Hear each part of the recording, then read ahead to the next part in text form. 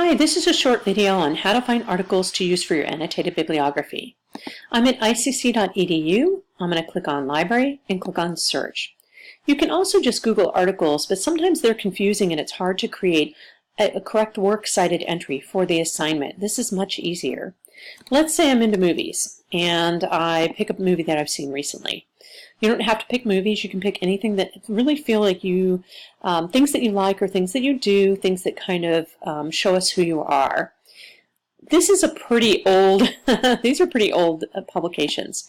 So I'm going to try and kind of get this guy up a little bit closer. It's not going to go very close. So after it updates, I'm going to go back through and say, actually, I want even newer materials. So 2014 is pretty good. So that's like 5 years old. That will work for this assignment. As I'm looking at the results, there's a lot of weird stuff in here that I don't want. So I'm going to click on Filter by Format, click on Show More, and then just scale it back to just things that I'm interested in. Book reviews are way too short. Academic journals can be a little stuffy. Ebooks and books I don't have time to read. When I click on Update, all I'm going to see is magazines, newspaper stories. Any of these could work for my assignment. Some of them, it looks like, are pretty long, 7 pages, 6 pages, that's not too bad. Some of them are like 32 pages, that kind of gets me a little like, 12 pages, not really into that. So I'm going to go ahead and click on this link here. And so this is from Entertainment Weekly. This is actually a summary of the movie.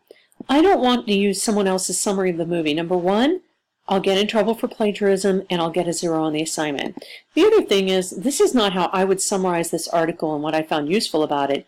I think it's really not very good for our assignment. So ignore the abstract and move on to the actual full text article. I'm going to click on PDF full text. If you're at home or somewhere where you haven't logged into a computer yet, it is going to ask you to use your regular login on a computer to get logged in here. So mine says faculty, yours of course will say student. Once you log in, you'll have access to that article and any other article that you click on. Now occasionally when you're trying to read an article, the link is broken and it won't come up, and that's disappointing. But definitely move to another article or ask for assistance. We can always help you. This looks pretty good. It's got lots of pictures, so it's not like 6 or 7 pages of actual writing. I could easily read this and summarize it. It looks like it's interviews with different people that were in the movie. And the last page is just copyright information, which I don't need. If I want to actually print this out, I can click on the printer button. It looks like it's maybe 6 pages long. The 6th page isn't really interesting to me. So I can click on the print button and actually print it out and carry it with me.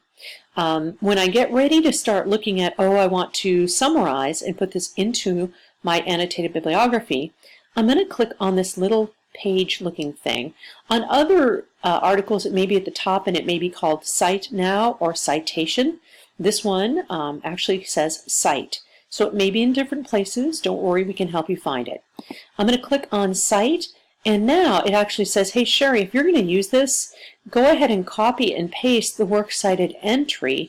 You don't have to figure it out on your own. We're going to do it for you. So I copied that, I pasted, I'm going to paste that into my actual annotated bibliography. For that, I'll have a second video. Thanks!